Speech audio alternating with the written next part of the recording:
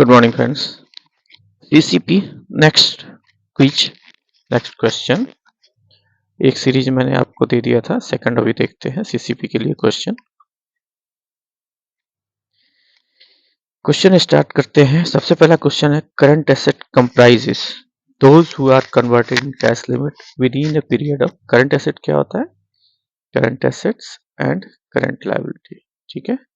Both are convertible into cash in 12 month, ठीक है। तो इसका क्या होगा? Not more than 5 years from the balance sheet, ये तो नहीं होगा। Within 12 month from the balance sheet, ये होगा, ठीक है। 12 महीने में कैश में कन्वर्ट हो जाएगा, ठीक। Which one of the following groups is classified as current assets. अब आप एक चीज देखिए, इसमें कौन कौन सा करंट एसेट्स है। Provision for payment of taxes and dividend, ठीक है। Furniture and fixture investment in subsidy companies, नहीं।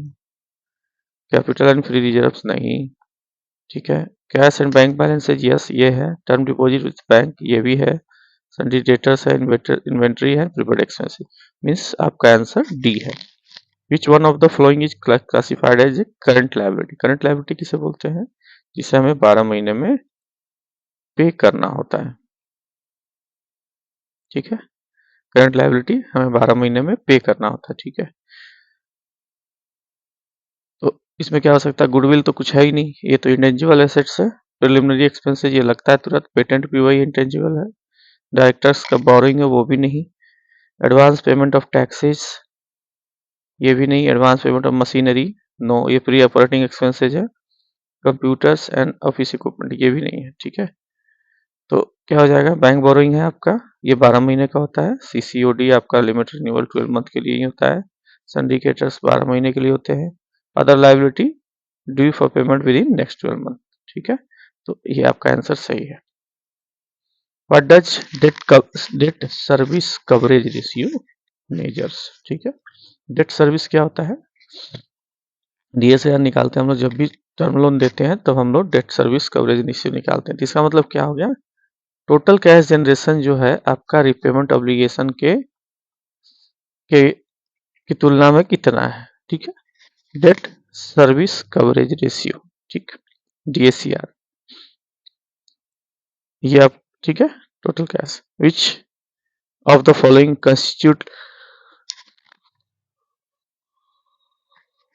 Constitute long term uses. Long term sources हो गया जहां से पैसा आता है, यूजेस मतलब जहां पे हम खर्चा कर रहे हैं, ठीक है।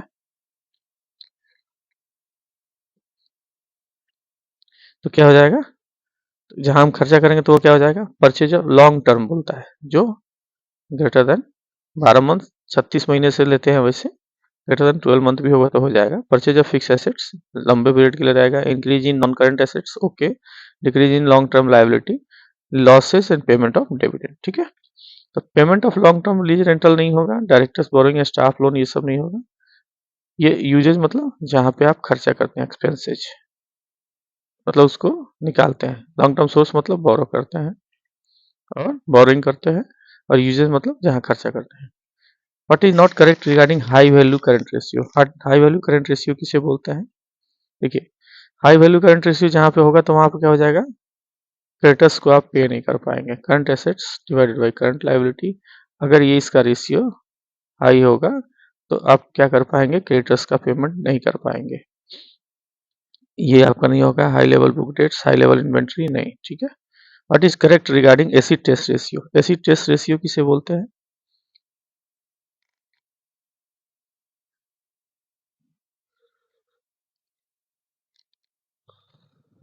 Acid test ratio high ideal funds होगा, लो स्ट्रेन और लिक्विडिटी होगा, ठीक है। तो इसका आंसर क्या होगा? बोथ। बेसिकली होना चाहिए सी एंड डी, बट ये दिया है ए एंड बी, ठीक है। हायर डेट रेशियो इंडिकेट्स, अगर डेट इक्विटी रेशियो जो है इंडिकेट ज़्यादा हाई है तो क्या इंडिकेट करता है? ओवर ट्रेडिंग आप कर रहे हैं, ठीक है। ओवर ट्रेडिंग आप कर रहे हैं। What low debt ratio indicates, अगर आपका डेट डेट इक्विटी रेशियो जो है, डेटर्स रेशियो जो है, क्या आपका इंडिकेट करता है? Low debtor ratio. Highly competitive market, मतलब नहीं है। Unable to collect debt from as per term of credit, नहीं, ये भी मतलब नहीं है। पुअर क्वालिटी ऑफ गुड्स भी नहीं लेना है। कॉशियस ट्रेडिंग, अगर आपका डेटर्स रेशियो जो है लो है तो आपको ट्रेडिंग कॉशियसली करना है। Which one of the following is not a liquidity ratio, liquidity ratio इसमें कौन सा है? देखिए डेट इक्विटी रेशियो तो होता नहीं लिक्विडिटी का मतलब, ये तो आपको हो गया दूसरा। एसिड टेस्ट रेशियो है लिक्विडिटी के लिए, कैश रेशियो है एंड करंट रेशियो, ये आपके सारे लिक्विडिटी रेशियो हो गए। मतलब देखिए ये आपका आंसर हो जाएगा ये, चूंकि नहीं है, बाकी ये होगा आपका लिक्विडिटी रेशियो में आता है। ठीक है, Lok Adalat has been conferred statutory basis under the, देखिए लोक अदालत का गठन किस पे हुआ था? DSLA एक्ट बोलते हैं, DSLA। ठीक है, तो लीगल सर्विसेज अथॉरिटी एक्ट। ठीक है, DLSA डिस्ट्रिक्ट में होता है तो district legal service authority act होता है, अथॉरिटी होता है, तो वही है लीगल सर्विसेज अथॉरिटी एक्ट 1987।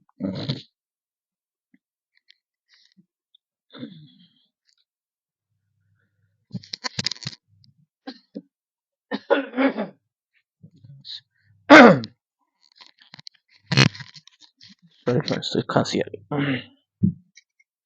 देखिए अवार्ड अगर देता है, अवार्ड डिसीजन मेड बाय लोक अदालत is deemed to be decree of a civil court and is final and binding on the parties if the parties are not satisfied with the award of the lok adalat against such an award can be made। अब award के against में आप क्या कर सकते हैं? इसका कोई अपील नहीं होता है, नो अपील नो दलील। ठीक है, no appeal against such award lies before any court of law, इसका सीधा सा प्रिंसिपल है नो अपील नो दलील। जैसे आपने लोक अदालत में कुछ भी किया, इसका कहीं कोई अपील नहीं होता है। What is the amount of fee paid by the matters filed in लोक अदालत? लोक अदालत में कोई फीस नहीं लगता है, लोक अदालत में कोई फीस नहीं लगता है जी, एकदम ध्यान रखें। The monitoring ceiling amount regarding civil dispute can be settled under the लोक अदालत। लोक अदालत में सिविल डिस्प्यूट में कितना? 20 lakh, greater than 20 lakhs। Bank के केस में कहें तो DRT। Minimum claim amount in DRT, minimum claim amount आपको क्या होगा? 20 लाख। ठीक है, maximum claim amount in DRT, DRT के मैक्सिमम क्लेम अमाउंट क्या होगा? No limit. ठीक है, हेड ऑफ DRT, DRT के हेड को क्या बोलते हैं? DRT के हेड को क्या बोलते हैं? Presiding officer. ठीक है, DRT के अब इसके अगेंस्ट आप DRT में कितने दिनों में अपील कर सकते हैं? तो आपको अपील करना होगा 30 days from receiving of copy of order. Corporate insolvency CIRP। ठीक है, to be initiated minimum amount of default is rupees, कितने अमाउंट पे आप CIRP इनिशिएट कर सकते हैं? 1 lakh. The insolvency resolution process to be completed by adjudicating authority within, आपको complete करना होगा आपको 180 डेज में। ठीक है,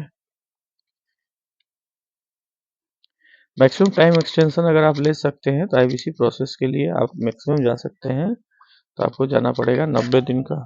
ठीक है, कितना आप टाइम एक्सटेंशन ले सकते हैं। Who can initiate insolvency, corporate insolvency resolution, तो इसमें क्या हो जाएगा? कोई भी ले सकता है, फाइनेंशियल क्रेडिटर्स भी हो सकता है, ऑपरेशनल भी हो सकता है, कॉर्पोरेट डेटर्स भी हो सकता है। Under the letter of credit the banker deals in, letter of credit में बैंकर किस चीज में डील करता है? डॉक्यूमेंट में, हमेशा डॉक्यूमेंट में डील करता है, गुड्स में नहीं करता, अंडरलाइंग कॉन्ट्रैक्ट में नहीं होता। सॉरी, डेफर्ड पेमेंट गारंटीज क्या होता है? Deferred payment, deferred payment guarantee क्या होती है? फाइनेंशियल गारंटी होती है।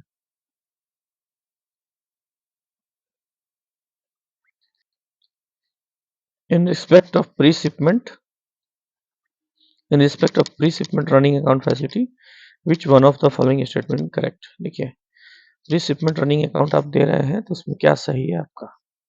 The facility can be guaranteed to sub supplier, yes ये होता है, ओके है। The facility can also be marked off with the pursuit of export document against which no packing credit. नहीं होगा, ये गलत है. Under the facility, LC form export orders are required to be obtained within a reasonable period of time. It is being extended only to those exporter whose track record has been good.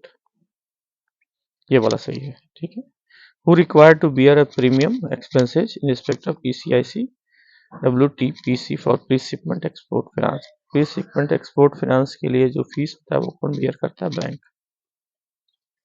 PCFC can be made available to eligible exporter for minimum period of 360 days, 1 year. Kimberley process certification scheme is applicable for KPCS. कहीं भी आपने सुना जरूर होगा, किस पे लागू होता है? डायमंड पे. ठीक है. KPCS Kimberley process certification scheme, ये आपको डायमंड पे लागू होता है. जैसे सोने पे हॉलमार्क होता है ना, हॉलमार्क, इसी तरह इस पर लागू होता है.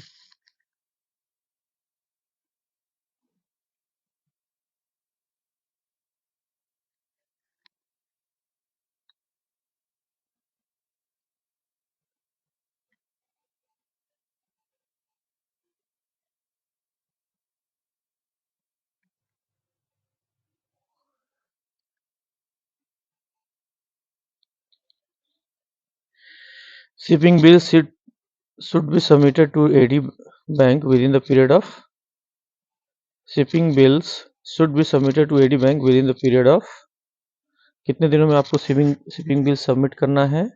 21 days. ठीक है. From the date of export और collection of negotiation document. In which type of letter of credit the issuing bank authorize the advising bank to advance pre-shipment finance to exporter. किस टाइप के letter of credit में जो है issuing bank authorise करता है advising bank को advance देने के लिए प्री शिपमेंट का. ठीक है. तो इसमें आप देखिए क्या हो सकता है, ट्रांसरेट क्लॉजेस से. ठीक है, ये आंसर होगा. ट्रांसफरेबल में नहीं होता है, रिवॉल्विंग नहीं होता है, ग्रीन क्लॉज नहीं होता है. Crystallisation of foreign currency liability into rupee liability in case of non payment. देखिए क्या है, अगर बिल्स ओवरड्यू हो जाता है तो आपकी फॉरेन करेंसी की लायबिलिटी जो है उसको हमें इंडियन लायबिलिटी में चेंज करना होता है. ठीक है. तो वो किस रेट पे होता है? ठीक है. तो आप एक बार बताइए.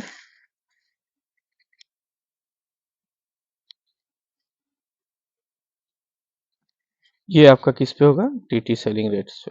ठीक है. टीटी बिल सेलिंग पे होगा नहीं, टीटी बैंक पे होगा नहीं, टीटी सेलिंग रेट पे होगा. ठीक है. सिटी बैंक मेंटेनिंग रूपी अकाउंट विथ पीएनबी. मान लीजिए सिटी बैंक ने जो है पीएनबी के साथ, मुंबई के साथ अपना अकाउंट मेंटेन किया, रूपी अकाउंट, मुंबई इज कॉल्ड, तो उसके लिए क्या होगा? ये नोस्ट्रो. सिटी बैंक के लिए nostro. AD category 1 bank are permitted to issue guarantee for amount not exceeding. AD category bank जो है कितने रुपए तक की गारंटी इशू कर सकता है? 5 लाख यूएसडी की. ठीक है. Which option is most appropriate with respect to red clause LC. Red clause LC के लिए कौन सा जो ऑप्शन है वो अप्रोप्रिएट है? It can be transferable in many parts. No. It is LC open on backing another LC. No. Back to back इसका होता है, फॉर ये बैक टू बैक एलसी होती है, वो उसके अगेंस्ट में होती है. Allow the opening bank to back out cancel. No. Facility pre shipment finance to the exporter. ठीक है, ये सही है. ठीक है.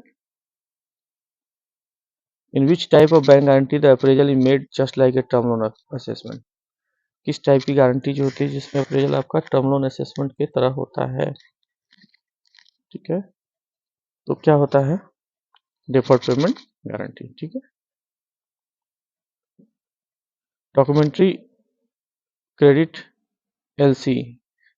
डॉक्यूमेंट्री क्रेडिट जो होगा LC issued on the request of. LC किसके रिक्वेस्ट पर आप इशू कर सकते हैं? तो अप्लीकेंट के इस पर ही कर सकते हैं, बायर पे भी, इंपोर्टर पे भी.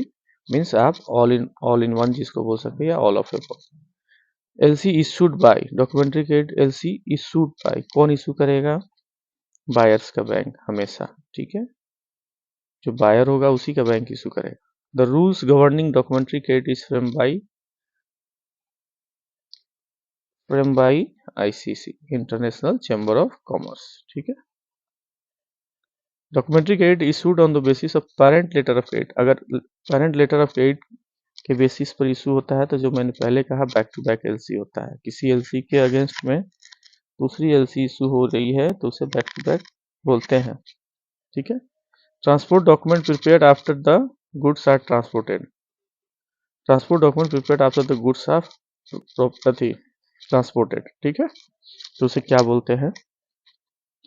पोस्टल रिसिप्ट जो तैयार होता है, bill of lading, airway bill सब रहता है, तो all and above. The documentary credit LC which allow pre-shipment finance as a part of condition is, देखिए प्री शिपमेंट फाइनेंस के पार्ट के रूप में अगर होता है तो उसे क्या बोलते हैं? Red clause LC। ठीक है। The document required to take the delivery of goods from the port, आपको पोर्ट से डिलीवरी लेनी है गुड्स की, तो आपको क्या चाहिए? आपको लेना पड़ेगा शिपिंग बिल, लेना पड़ेगा बिल ऑफ लेडिंग, कोई भी हो सकता है। ठीक है। तो इसका आंसर हो जाएगा ए। आईसीसी का एलसी के लिए जो है लेटेस्ट पब्लिकेशन क्या है? UCP 600 2007 uniform custom and practice code. ठीक है। This document is not a risk covering document. अब इसमें जो सारे डॉक्यूमेंट दिए हुए हैं उसमें कौन सा डॉक्यूमेंट जो रिस्क कवर नहीं करता है? ठीक है, ये तो आपको कवर कर जाएगा।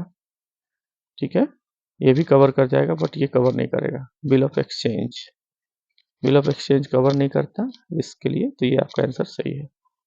ठीक है। Credit where issuing bank restrict negotiation of document under the credit to a particular nominated bank, तो उसे क्या बोलते हैं? Restricted LC.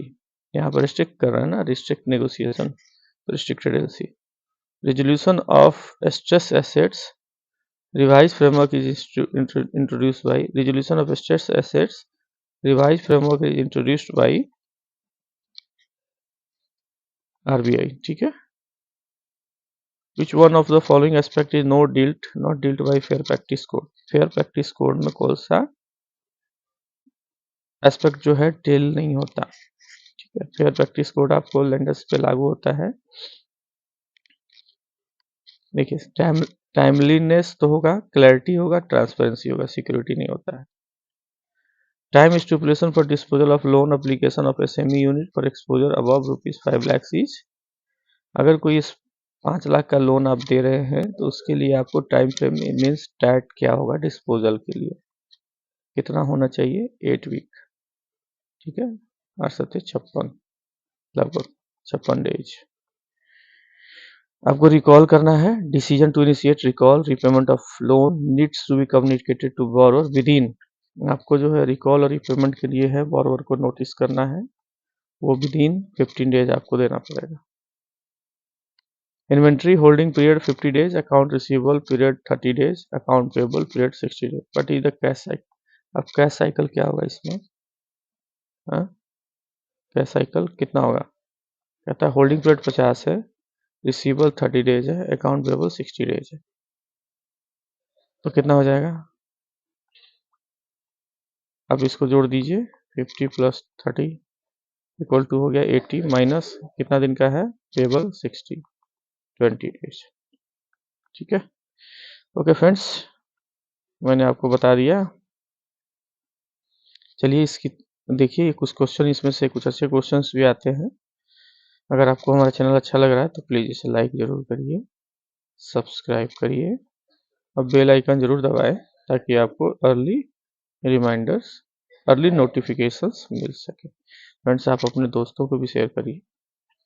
ठीक है ना, फ्रेंड्स को भी शेयर करें। Okay, thank you.